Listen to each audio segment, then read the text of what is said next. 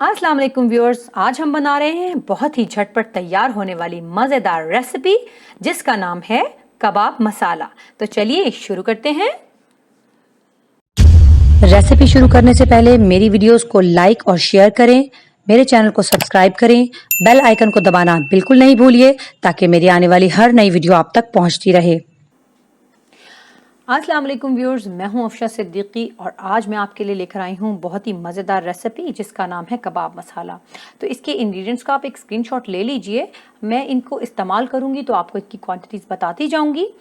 इसके लिए हमें चाहिए कीमा, 3 पाव कीमा यहाँ मैंने लिया है। बीफ का कीमा है मेरे पास, आप चाहें तो यहाँ चिकन का कीमा भी इस्तेमाल कर सकते हैं।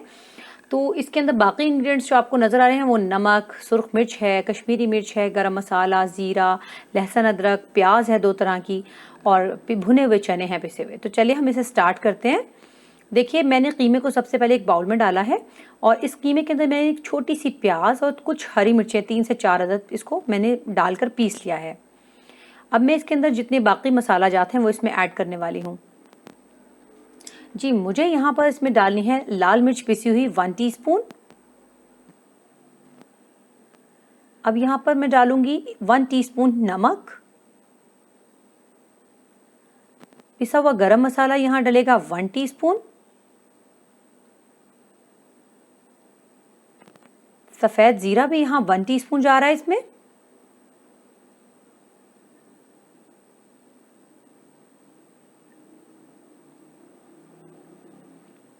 यहाँ पर भुने हुए चने हैं मेरे पास जिन्हें मैंने बिल्कुल बारीक पीस लिया है। ये मैं यहाँ 4 टेबलस्पून डाल रही हूँ क्योंकि इससे हमारे कबाब जो हैं बहुत अच्छे से बाइंड हो जाएंगे, टूटेंगे नहीं, सॉफ्ट भी रहेंगे। तो ये आपने ज़रूर इसमें ऐड करना है। अब पिसा हुआ लहसुन अदरक है मेरे पास, ये मैं यहाँ पर 1 टेबलस्पून इसमें डाल रही हूँ और अब हम इसको अच्छी तरह से मिक्स करेंगे। अगर आपके पास ये चीज़ आप याद रखिएगा, अगर आपके पास भुने हुए चने नहीं हैं तो आप यहाँ थोड़े से बेसन को भूनकर 4 टेबलस्पून को आप इसमें ऐड कर सकते हैं। यहाँ पे ब्रेड मत डालिएगा आप इसके अंदर बिल्कुल भी, ब्रेड से इसके अंदर अच्छा टेक्सचर नहीं आएगा। हाँ, अगर चिकन के आप बनाएं तो आप ब्रेड डाल सकते हैं और इसे अच्छे से मिक्स कर लेंगे। हम बहुत अच्छे से इसे मिक्स कर लीजिए ताकि हम इसके टाइटली जब कबाब बनाएंगे तो वो जूस वाले बने, बिल्कुल जूसी जूसी बने। देखिए मैं इनको अच्छे से दबाकर प्रेस करके पहले एक बॉल की शक्ल दे रही हूँ और फिर इसको कबाब की शक्ल दे दी जाएगी। थोड़ा ओवल शेप होनी चाहिए और इसी तरह हम सारे कबाब तैयार कर लेंगे। थोड़ा टाइटली प्रेस कीजिएगा ताकि ये खुले नहीं। इसी तरह सारे कबाब तैयार कर लेंगे और फिर हम इसकी ग्रेवी बनाएंगे। जी व्यूअर्स, ये मैंने सारे कबाब तैयार कर लिए हैं और इनको मैंने बहुत टाइटली प्रेस करा था ताकि ये खुले नहीं। और अब माशाल्लाह देखिए 3 पाव कीमे से कितने सारे कबाब बन चुके हैं। अब हम इसकी ग्रेवी बनाने के लिए थोड़ा सा पानी डालेंगे, तकरीबन 4 टेबलस्पून के करीब। और उसमें ये 2 अदद प्याज़ें हैं मेरे पास, रफली चॉप्ड हैं, ये मीडियम साइज़ की 2 अदद प्याज़ें हैं।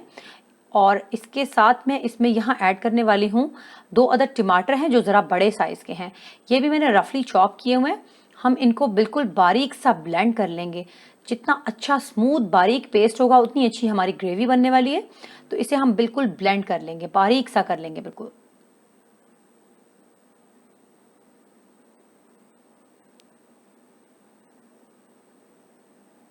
जी व्यूअर्स, ये बिल्कुल बारीक हो गया, आप देख सकते हैं।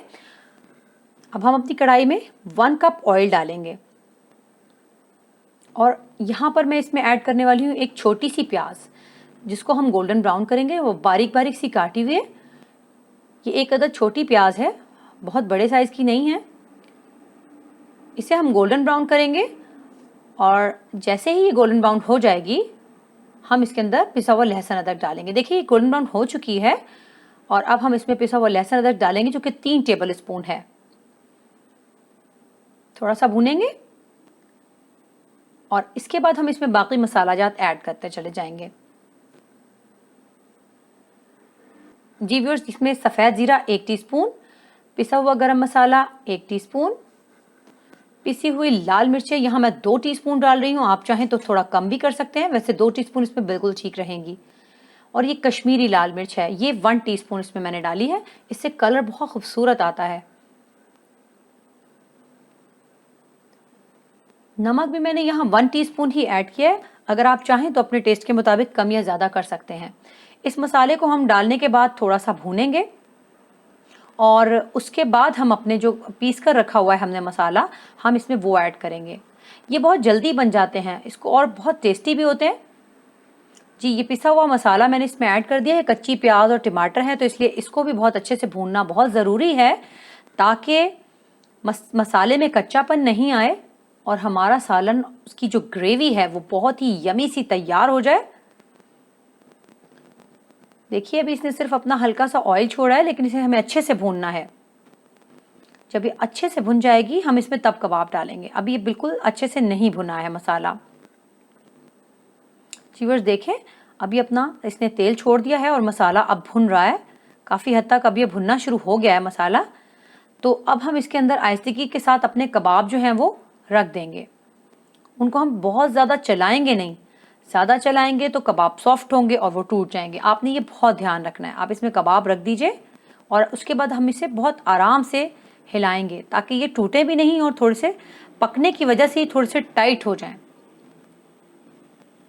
कोशिश कीजिएगा कि कबाब एक दूसरे के ऊपर नहीं चढ़ जाएं, थोड़ा अलग अलग स्पेस पे इनको रखिएगा।